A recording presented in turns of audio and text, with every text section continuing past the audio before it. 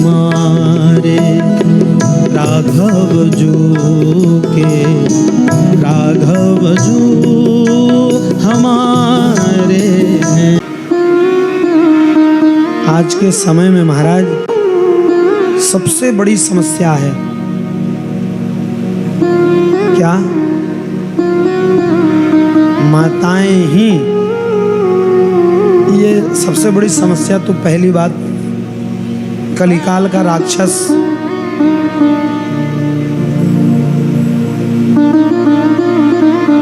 छोटी सी गड़बड़ी हुई तुरंत फोन, मां आज ऐसा हुआ,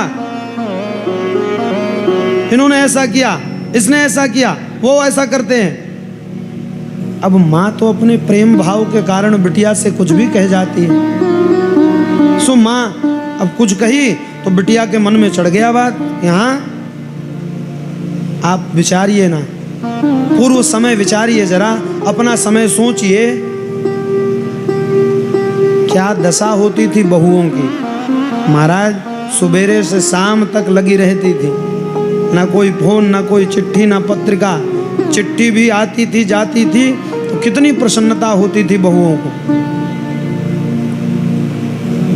और महाराज जहां जाती थी उसे ही अपना घर मानकर समर्पित हो जाती थी। आज के समय में तो अहंकार रहता है, यहां नहीं तो वहां,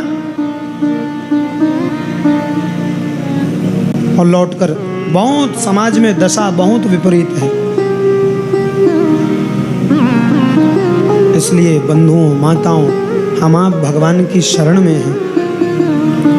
कम से कम हम आप, और जहाँ तक जाएं, जिन तक हमारा संबंध हो, वहाँ तक ये संस्कार जाएं। बेटियाँ एक कुल को नहीं, दो दो कुलों को तारती हैं, दो दो घरों को संभालती हैं। कब? जब उसके भीतर सेवा भाव हो, जब उसकी वाणी में मिठास हो। और ये दोनों कब होंगे महाराज? इसके लिए कुछ करना नहीं पड़ेगा। भगवत भजन, भगवत सत्संग करती रहेगी बिटिया, तो ये दोनों अपने आप उसे मिल जाएगा। इसके लिए प्रयास नहीं करना पड़ेगा। भगवत भजन, भगवत प्रेम में यदि लग जाएंगी तो धीरे धीरे वाणी भी मीठी होती जाएगी, सेवा भाव भी जगता जाएगा। भगवान की सेवा से, भगवान के भजन से सब कुछ संभव है। आप देखिए ना मानस जी में महाराज श्री काकभुशुंडी जी कौन है? कौवा। कौवा की बोली कैसी होती है? कर्कश लगती है ना। कहीं बैठ जाए 4-5 कौवा एक साथ, काव काव करने लगे तो आदमी पत्थर उठाकर मारता है, मारता है ना। किंतु राम जी की कथा, राम जी का नाम ऐसा है, इतना मधुर है, इतना मधुर है कि गोस्वामी बाबा वर्णन करते हैं, जब गरुड़ जी महाराज कथा सुनने गए, कहाँ? नीलगिरी पर्वत पर, तो महाराज पहुंचते ही देखा और पूजा करने लगे।